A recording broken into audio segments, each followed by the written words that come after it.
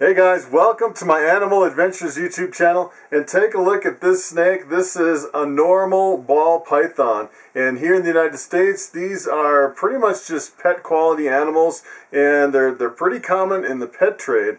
But as a matter of fact, I actually found a place on the other side of the planet that actually worships ball pythons. As a matter of fact, they have a python temple, and people actually cut their face to show that they are ball python worshippers. And I'm going to cover that in this video. So ball pythons actually originate from West Africa in Togo, Ghana, and Benin. And I was doing a little digging into Benin. I was trying to figure out, where ball pythons really come from and what the environment is like over there. And really I was interested in the temperatures and the daily temperatures, the highs and the low, and the amount of humidity in the air. And I started thinking about my snake room. I'm thinking, do I have the right temperature, and do I have the right humidity? And everyone pretty much across the board in the ball python industry, they pretty much have set temperatures that they recommend. But are those temperatures really the same temperatures as the native ball python? And that's kind of what led me down the road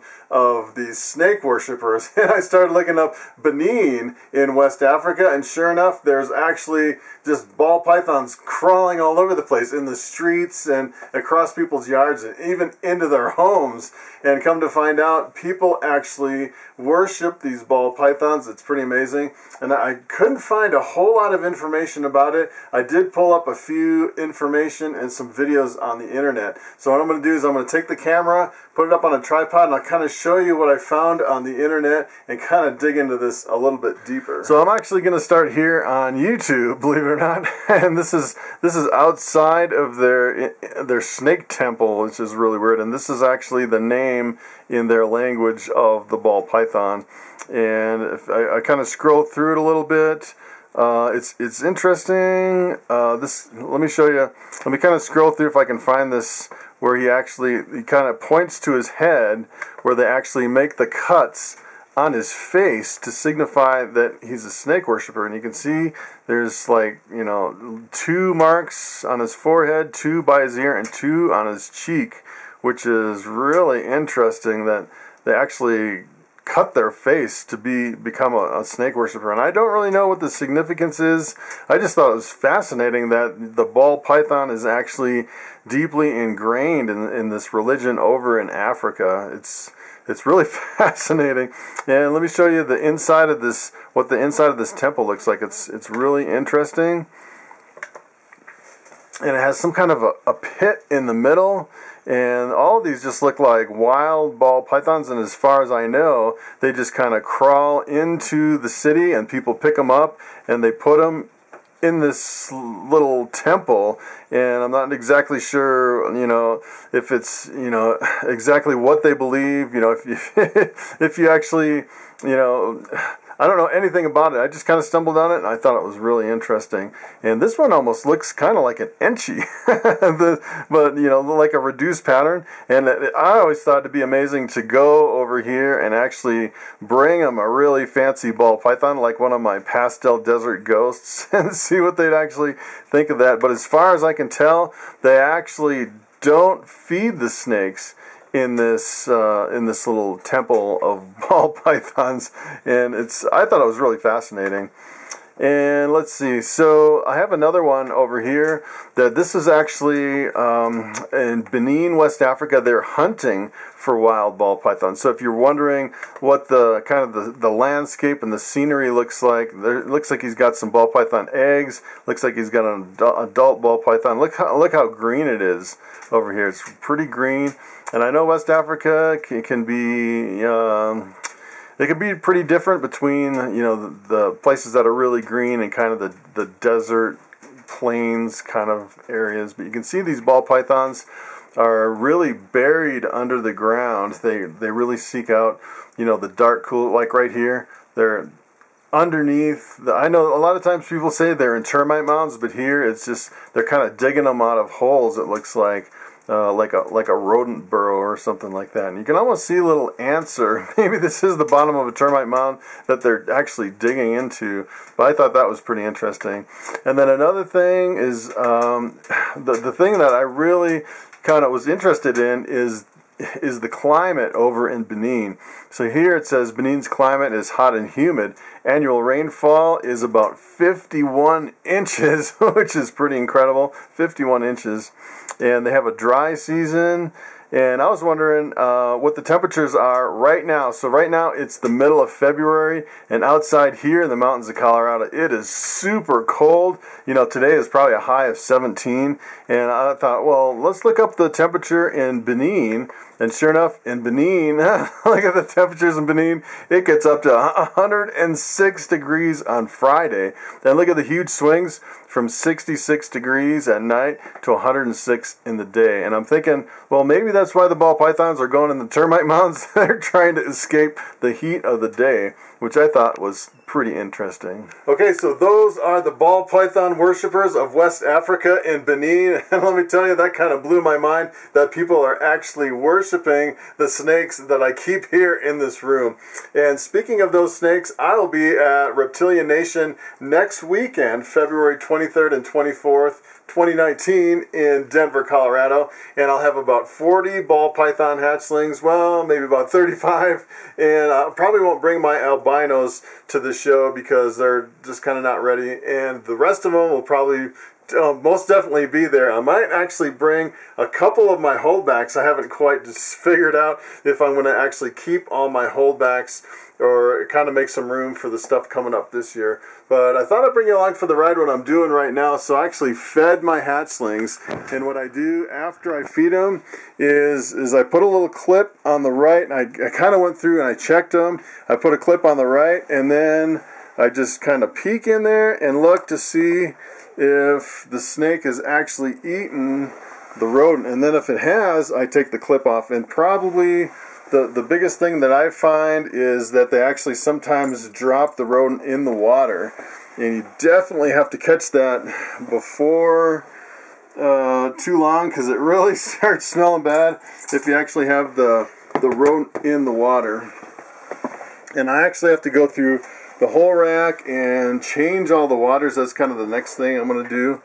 But this is just basically me going through the racks right after feeding. And these are all the hatchlings that are going to be at the show next week. And I'm just kind of going through and checking to make sure that they've all eaten. I'm actually feeding them small rats is what I'm feeding them. They started on live mouse hoppers, and I actually switched over to frozen thawed mice, and then I kind of go back and forth between like a fresh kill rat, or sometimes a frozen thawed rat or mouse, and sometimes I do live mouse crawlers or live rat crawlers. So it pretty much depends on what I have in my racks, what I have in the freezer. And this is pretty much everything that's going to be at the show. Kind of getting a sneak peek. That's my scaleless head. Here's another scaleless head. 50% het caramel albino. This is a bamboo. These look like they've all eaten their rodents. They're all kind of seeking the heat in the back. That's typically what they do. And then I just put all my little binder clips. I keep using these over and over. That's really handy to kind of organize. Just, you know, go through and put the clip on. Here's a really nice bright pastel. So in addition to those snakes, I actually have two more that I'm considering bringing to the show, and one of them is actually this snake right here. This is an albino 100% het pied male. And someone was actually interested in it. It actually has a problem with the belly. There's some weird thing going on. This was actually a hard belly that turned into kind of a little spot on the belly. The one little spot right there. And someone said they were interested in kind of nursing it back to health. So I'm just going to bring it to the show, mark it down really cheap. And hey, if you want a snake that you can kind of nurse back to health, you can have that one. It's eating fine, it's doing great, it just has that weird thing on the belly. And then the other thing, I actually have this Arizona mountain king snake that is really old, and she actually just ate a pretty decent sized rodent. She's really pretty, but she's just kind of a finicky eater. kind of at the end of her life, and I was actually thinking of bringing her to the show, marking her way down, and say, hey, if you want a really old snake, I really want to free up one of my tubs, and I have a lot of pet snakes that I'm considering unloading, and this is one of them. And it's, I don't know, she's a really beautiful snake, but I'm not sure exactly how long she'll live. She's definitely not a breeder. It'd just be kind of a cool pet to kind of play around with if you're looking for an inexpensive snake kind of to kind of rehome or adopt. I think this would be a neat pet.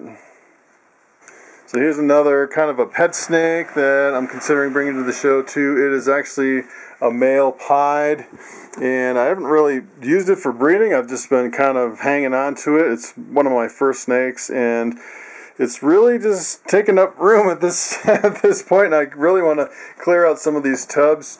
And at some point I'll probably clear out a lot of my bigger females too, but I'm really not at that point to where I need to clear out some of this. But some of these snakes, you know, like my pastel spider desert ghost female, she actually just ate a rat, which is pretty surprising because I think she's really full of eggs and she's really big. But, you know, she's getting to the point where she needs to move out of this tub and move over into some of these bigger tubs, and I need to definitely unload some of these. I'm thinking maybe, you know, some of these albinos or pinstripes or lemon blasts or normals. I have a whole bunch of stuff over here that I'm thinking of unloading a lot of that stuff and moving this stuff over. I have like I have a clown female I'm trying to grow up, so that's kind of the stuff I really want to move into, the clown, and then my lesser clown over here. So I got a lot of really cool stuff that's going to outgrow these tubs pretty fast. It's kind of more high-end stuff. You know, I have this pinstripe pied that's actually finally starting to eat. I finally realized she'll actually eat live mice or live rats. So she wouldn't eat for months and months and months. Finally I tried a live rat, and she finally ate a few of them, which is pretty cool. And then I have some stuff like this bamboo male, and he is definitely outgrowing this tub. He definitely needs to go into a bigger tub. And I'll probably fill a lot of these with all my holdbacks up here, you know, like this pastel calico.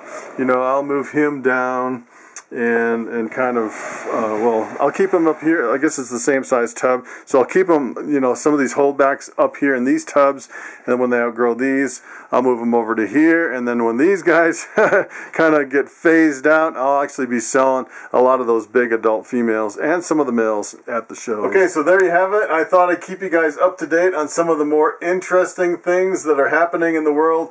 Ball python worshippers in West Africa. That just blew my mind. So thanks for watching, and I will see you next time.